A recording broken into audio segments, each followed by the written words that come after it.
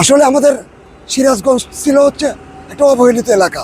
বিগত সময়ে উত্তরবঙ্গের প্রবেশদ্বার আমাদের সিরাজগঞ্জ।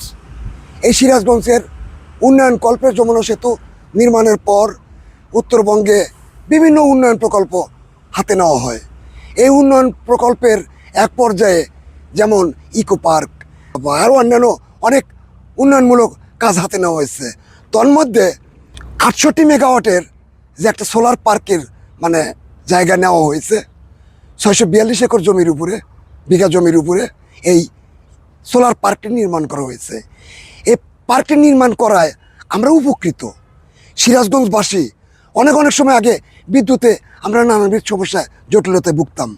এই জটিলতা নিরসনে সরকার বাহাদুর তৎকালীন সময়ে বিশাল একটি পদক্ষেপ গ্রহণ করছেন এবং এই ইকো পার্ক নির্মাণের জন্য একটু সময় ব্যয় হলেও অনেক পরে হলেও এই সোলার পার্ক মানে 68 মেগাওয়াট সোলার পার্কটি নির্মাণ করা হয়। এতে আমরা সিরাজগঞ্জবাসী আমরা উপকৃত, আমরা অনেক আনন্দিত। যে আমাদের হচ্ছে এই বিদ্যুৎ কেন্দ্রটা তো হচ্ছে সিওডি হয়েছে গত 2024 সালের 14ই জুলাই। সিওডির পর থেকে এখন পর্যন্ত আমার হচ্ছে জাতীয় গ্রিডে বিদ্যুৎ সরবরাহ করা হয়েছে অলমোস্ট 2 লাখ মেগাওয়াট আওয়ারের উপরে।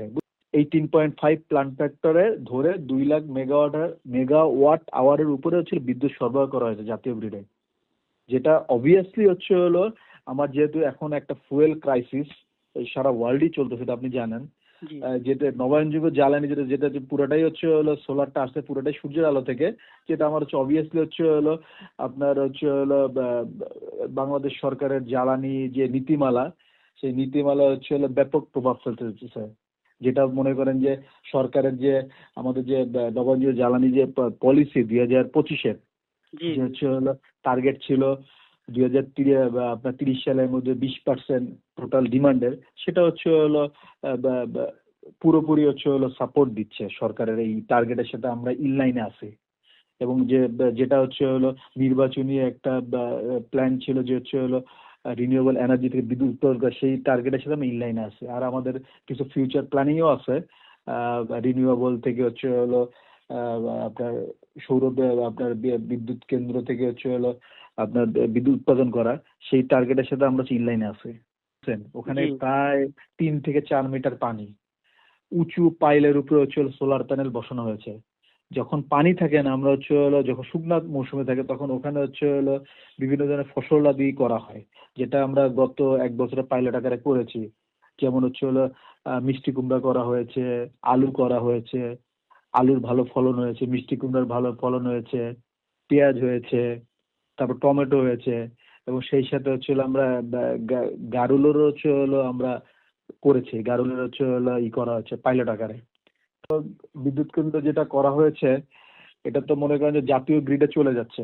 আলটিমেট হচ্ছে দেশের ডেভেলপমেন্ট, সেই সাথে হচ্ছে আপনার ওই জেলার ডেভেলপমেন্ট, যেটা আপনার সিরাজগঞ্জ জেলা থেকেই হচ্ছে। এখানে সোলার প্যানেল 1,56,576টা প্যানেল আছে। আচ্ছা, আমাদের প্ল্যানিং আছে, কিছু ফিউচার প্ল্যানিং আছে। আমাদের যেমন হচ্ছে এই কোম্পানি থেকেই হচ্ছে যেহেতু সরকারের ইনলাইনে বেশ কিছু প্রজেক্ট হচ্ছে, টার্গেট আছে আমাদের। যদি সবকিছু ফুলফিল থাকে আমাদের ফিউচার প্ল্যানিং আছে যে এক্সটেনশন এই প্রকল্প যদি করা যায়, আমরা অ্যাভেলেবল অকৃষি জমি, এগুলো তো আপনি দেখতে পাচ্ছেন, অকৃষি এবং হচ্ছে অব্যাহত জমি আমার লাগবে যেহেতু সোলার পার্ক করার জন্য। এরকম যদি অ্যাভেলেবল জমি যদি আমি পাই, তাহলে সেক্ষেত্রে অবভিয়াসলি হচ্ছে আমাদের প্ল্যানিং আছে, আমরা হচ্ছে সেই জমি খুঁজতেছি। ধরেন আমি তো হচ্ছে যে সৌর বিদ্যুতের মাধ্যমে বিদ্যুৎ উৎপাদন করছি, তাই না? জি জি। ধরেন এখানে তো আমার হচ্ছে ফসিল ফুয়েল লাগতেছে না, সেক্ষেত্রে কার্বন ডাই অক্সাইড নিঃসরণ করা সম্ভব হচ্ছে। আমি ধরেন গত 14ই জুলাই 2024 থেকে সিওডির পর থেকে আমি যে পরিমাণ জেনারেশন করছি আমি রিনিউয়েবল এনার্জি থেকে, সেই হিসাবে আমি হিসাব করলে আমার হচ্ছে 1,42,942 টন কার্বন ডাই অক্সাইড নিঃসরণ কমানো সম্ভব হয়েছে, বুঝছেন?